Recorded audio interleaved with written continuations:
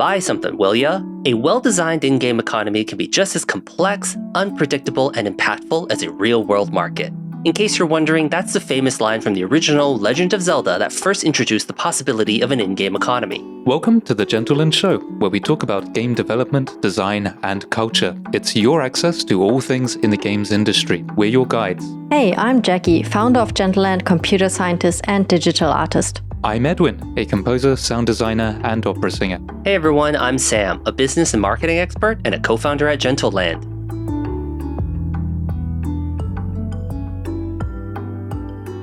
Do you think that games have unintentionally become economic sandboxes, reflecting both the strengths and failures of human financial systems? I think about virtual trading hubs a lot, currency devaluations, and well, sometimes game economies even collapse just like real economies. A prime example for me is Diablo 3, which launched in 2012 with a real money gold-based auction house, allowing players to buy and sell in-game items. In theory, that was a really good idea, I felt like. In practice, the auction house also crippled the game itself because the core gameplay became a job. Supply and demand spiraled out of control, and as many players kind of just farmed and listed items, flooding the in-game market. So there you also suddenly had like this inflation, so that the gold-based economy really became worthless. So players stopped playing for fun and started farming as a business, with Blizzard becoming somewhat of a central bank, which is kind of funny reflecting back on it. And to me, Diablo 3 has become almost like a cautionary tale about what happens when an economy is too efficient and too disconnected from the game itself.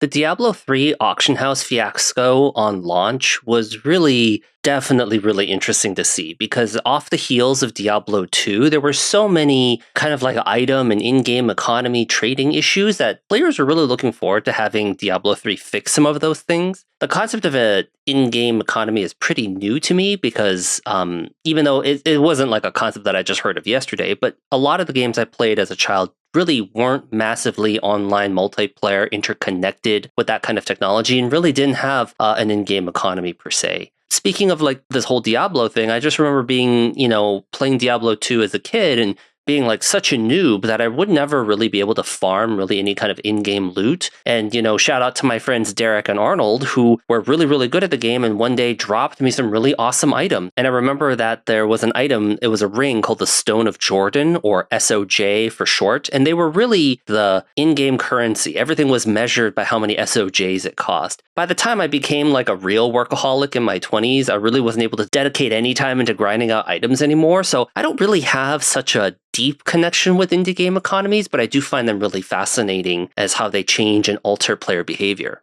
That raises some really interesting questions about what an in-game economy should be and how it should be managed. Are in-game economies self-regulating? And how do developers balance out this urge to seek resources and grind and explore and just find dopamine hits through item drops and purchases while not actually distracting from the main point of their game, which hopefully isn't just grinding. They want this gameplay loop to remain enjoyable. So where should a game sit between this Keynesian idea of an economy that's regulated by just the invisible hand of the people, the players of the game, or should actually the developers quite strictly control their in-game economies? And I'm not sure there's a fixed answer to that, but we've all had these experiences of in-game economies that have worked, that haven't, and that have sometimes worked and sometimes haven't.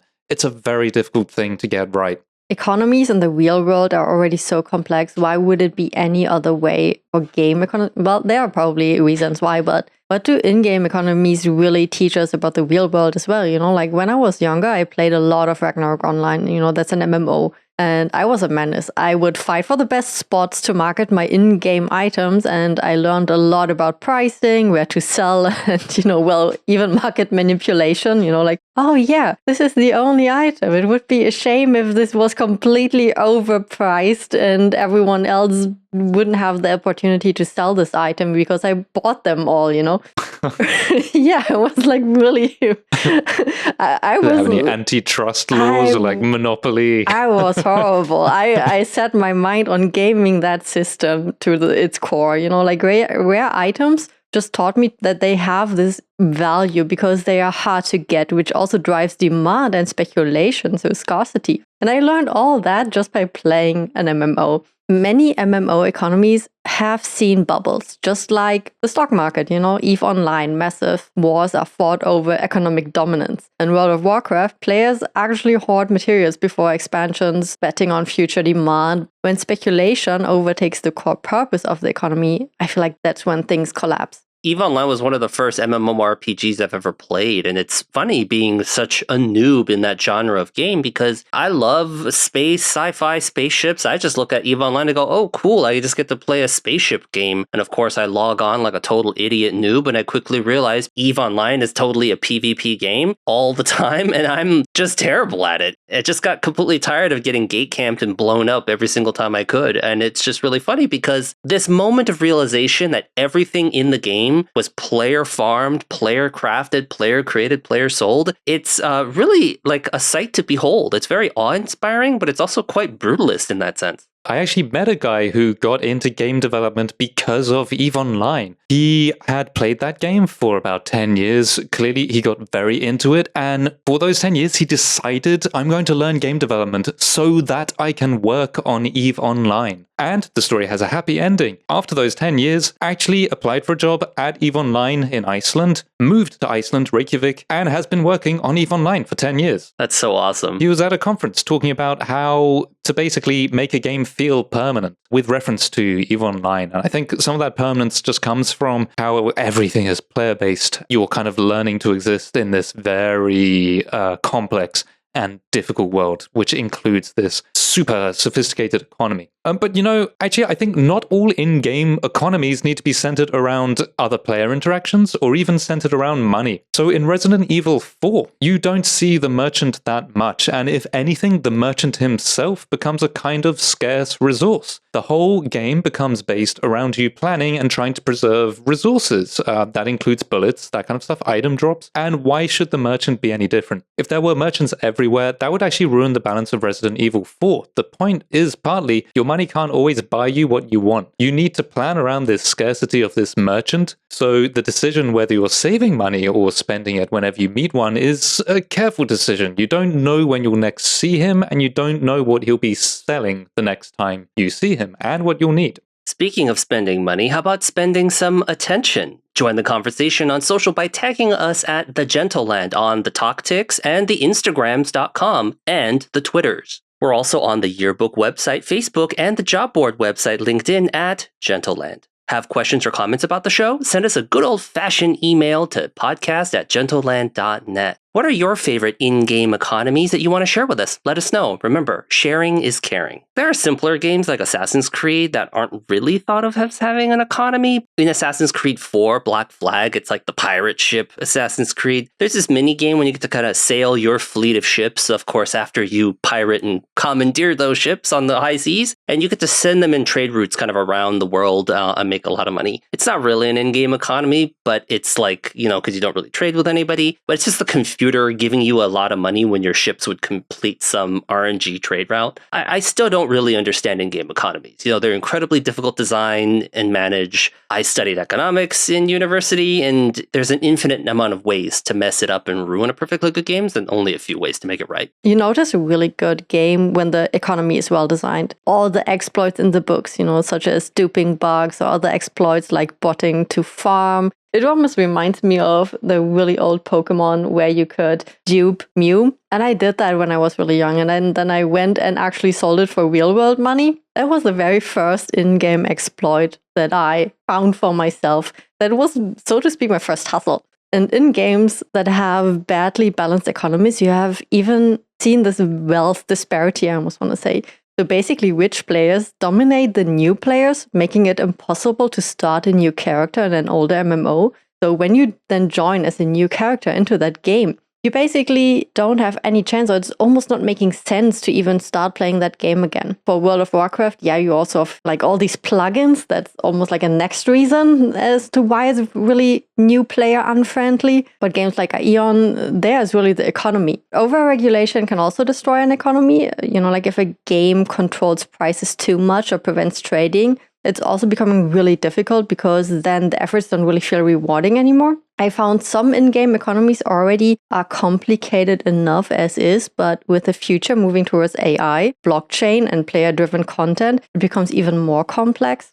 And that discussion is prevalent even in real-world politics and economics. There is a lot of debate about how much the economy needs to be regulated in order for it to flourish or not. I'm not sure there's a right answer, but by just continually asking that question, you probably get a better result. There's actually often a deliberate imbalance between the in-game economy that you would then have to compensate for by seeking outside of game transactions. It's a kind of dark pattern in which you can monetize your game. There's a lot of games that become super grindy and basically boring if you don't make in-app purchases to speed up the pace of your gameplay. So I'm not going to name and shame any specific games, but it's a favorite tactic of idle games. These in-game economies are structured to create this reward loop, and they interact with your psychology in manipulative ways where you begin to associate currency and progress with dopamine hits. The pace of reward slows down, which is basically a broken economy, right? You're not getting the same rate of rewards that you used to. When that's slowed down to get the same enjoyment that you used to get from that game, your in-game currency acquisition has been throttled. That makes you turn to real-world trading or microtransactions. It's designed to drive monetization, really, by actually breaking this in-game currency or economy.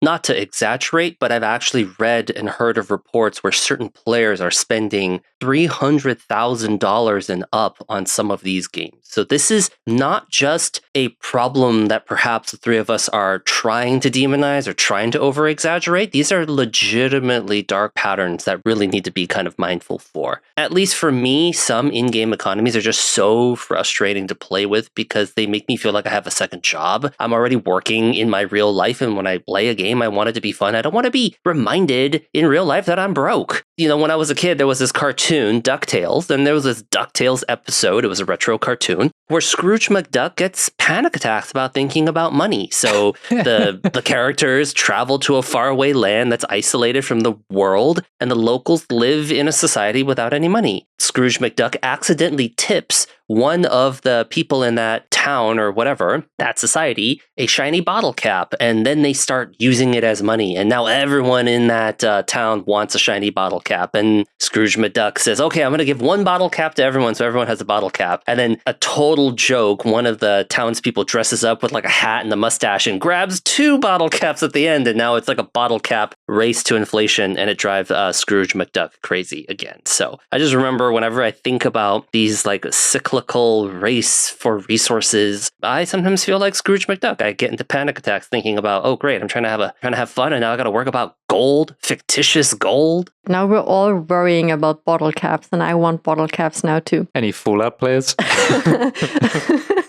I was thinking about Pokemon, because in Pokemon you also have bottle caps, I believe. What makes a good game economy? You know, is it bottle caps? The best economies reward active engagement, I feel. It's instead of passive accumulation. Grind away on monsters and then you're just ultra rich out of nowhere. This is when an economy doesn't feel meaningful for me. You know, when you just feel like your time and effort don't really matter, and not just that they are grinding or you're grinding for a number, and that I feel just what happens. I like RPGs in which you get some small amounts of gold and, you know, you actually feel like the gold is valuable. You maybe kill a monster or you kill two and then you get like a euro, because I'm out of Germany. So here we have euros, okay? So you get, you know, like small little pieces, and then you feel like, oh wow, if I spend this now on a potion, I will be actually broken the game. So you really need to think about what you buy. So you cannot just buy everything. What I do not like currently is the trend in which Diablo 4 is going. Basically buy a full price game and then you have this economy in the game that even though you bought the full price game, you also have in-game transactions then happening again, you know, where it's just like,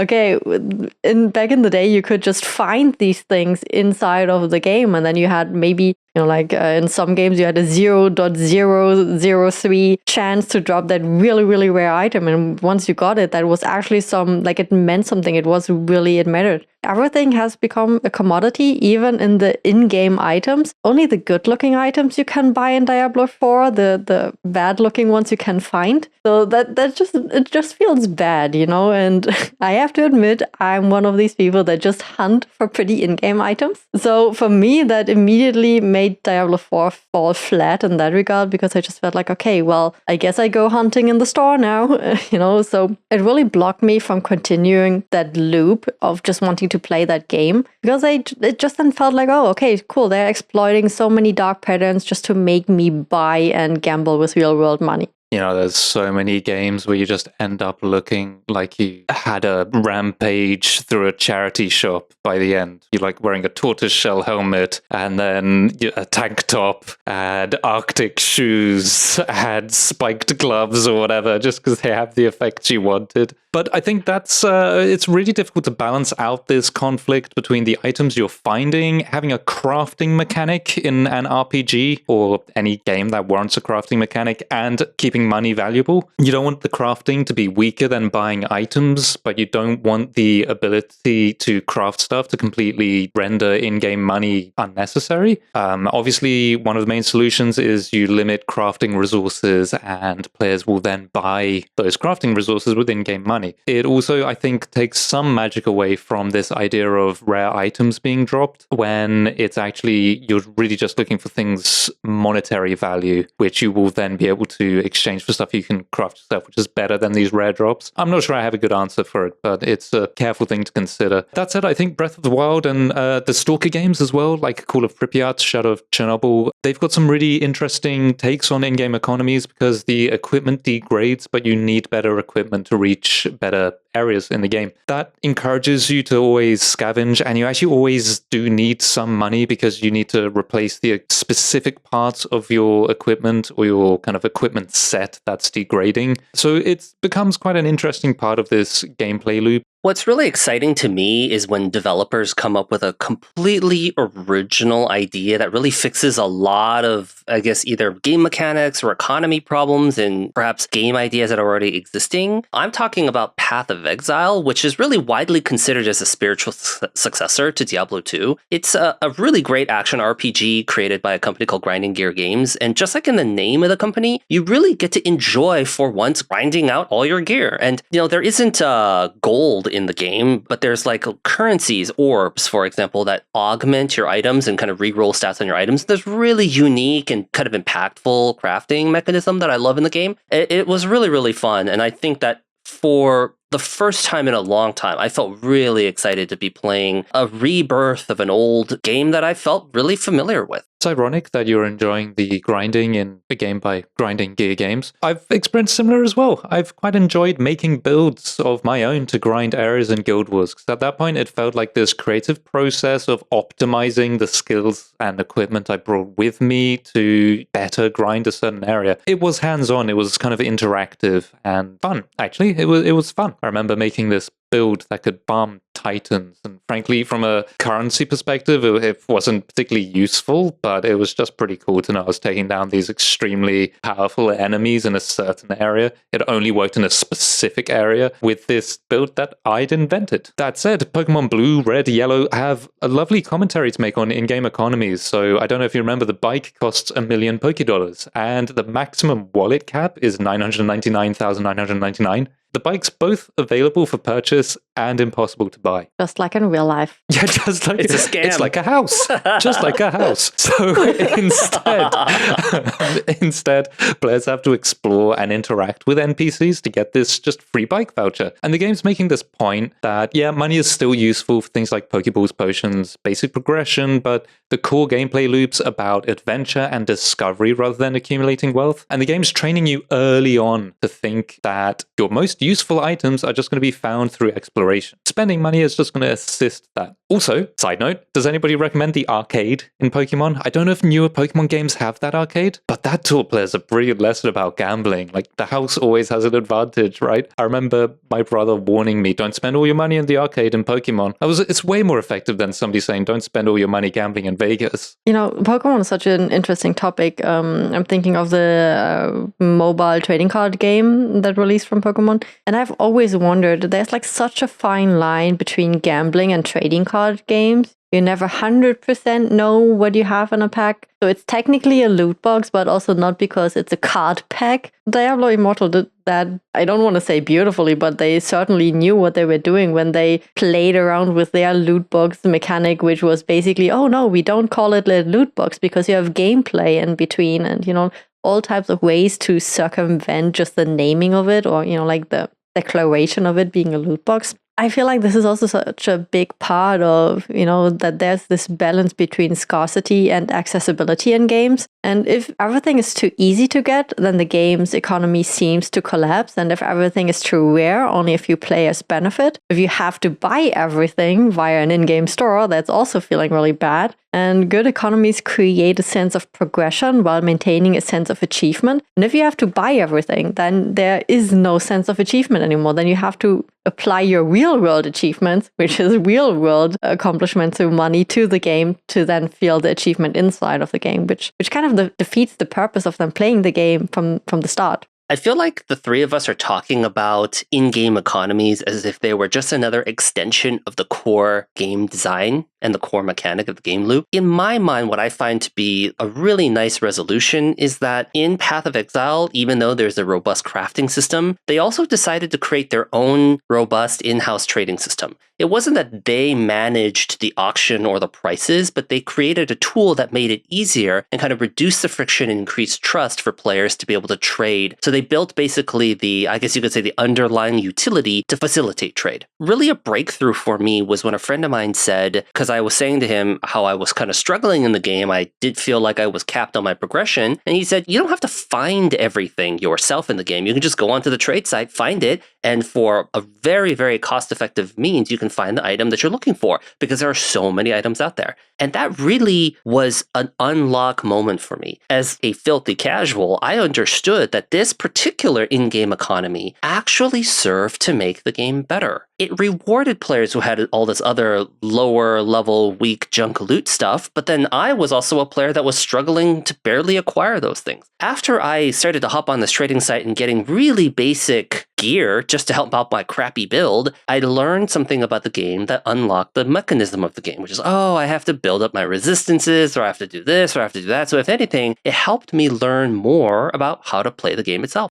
I think I never told you the stories of how I got kicked out of a game. I don't know if I got banned actually for listing an item, I don't want to say wrongly, in an auction house, but back in the day I was playing Tree of Savior. It's basically a spiritual successor to Ragnarok Online. I didn't know the economy all that well, so I just went into the auction house and looked at the prices of each item. And then I saw like, oh wow, this small item that I can find at the very beginning is actually listed for such a huge price. So I put it into the auction house, and then, like a few weeks later, I actually got kicked out of my guild at the time and out of everything, because they were like, oh yeah, you're one of these scammers.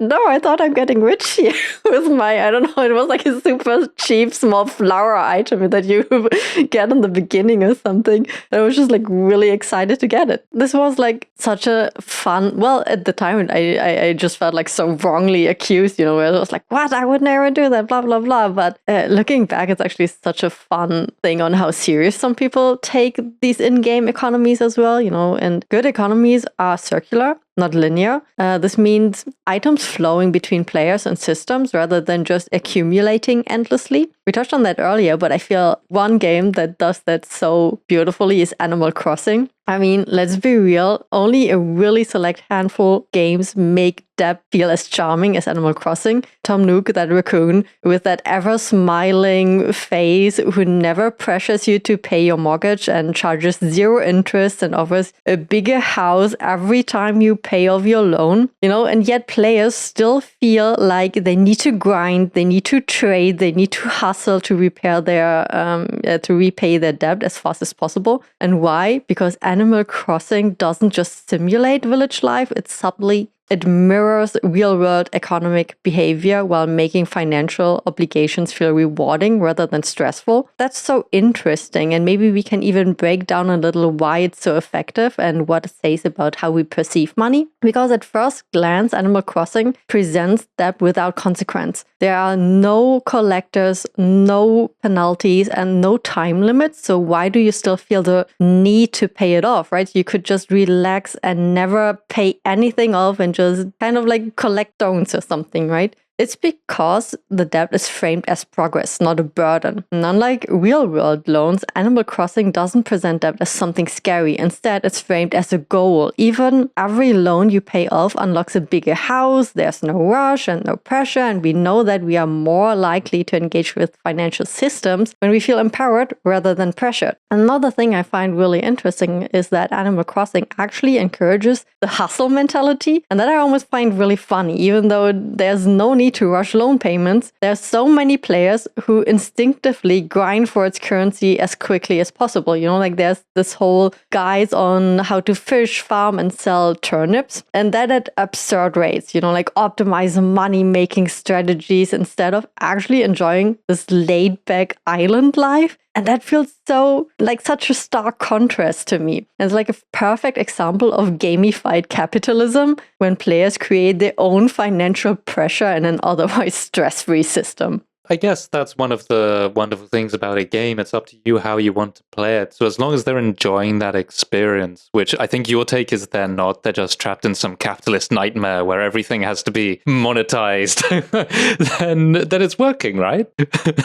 You know what's even more fun is that the illusion of financial freedom is so perfectly mirrored in Animal Crossing, because what happens when you are done paying off all the debt in your game? You unlock new endless expenses like terraforming, bridges, furniture, landscaping, and there's always more to spend money on, keeping the economy active, and then suddenly customization becomes the new currency, where players shift from wealth accumulation to lifestyle. And that's also happening in our real world. You know, economic engagement doesn't end when debt is paid off. It evolves into status, aesthetics, and creative freedom. And Animal Crossing proves that economies aren't just about numbers, they're about behavior, motivation, and the emotions tied to that financial system. In a much more crude way, a lot of these MMORPGs we've been talking about don't actually offer that much more power when you get some of the elite prestige items. They rather are offering a kind of cultural capital that you've got this extremely expensive weapon or armor. Again, I remember back to Guild Wars that you would need, I think, obsidian shards and ectoplasms for kind of prestige, more expensive armor. That kind of became the in-game watermark of how much the gold is worth. You'd relate gold's value to how much ectoplasm you could buy or whatever for that gold. Guild Wars is a very interesting one because they take quite a middle ground on regulating their economy. I think it's a fallacy to think that the game's economy has to be perfectly built from the beginning, and then players will either enjoy it or not. In Guild Wars, the developers just behind the scenes were controlling drop rates of these obsidian shards and ectoplasms and other items just to make sure that, you know, the market wasn't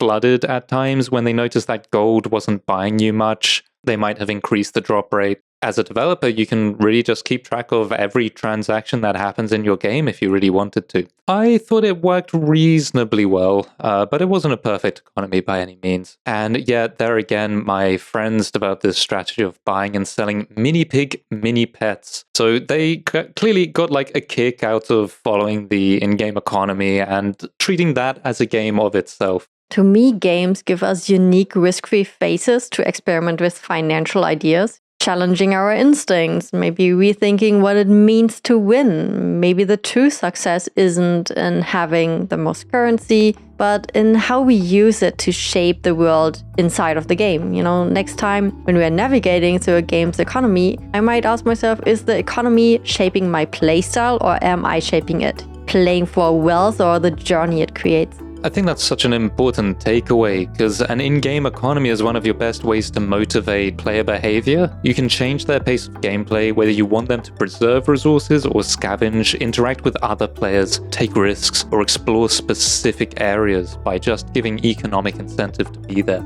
As game devs and game players, we're all here to have a wonderful experience within the game, and regardless of how we choose to play it, either financially with currency items or the core game mechanics, I just hope to play some games that leverage the economy in a fun way and original way. And that's it for our episode. Thanks so much, everyone, for joining us for the Gentleland Show.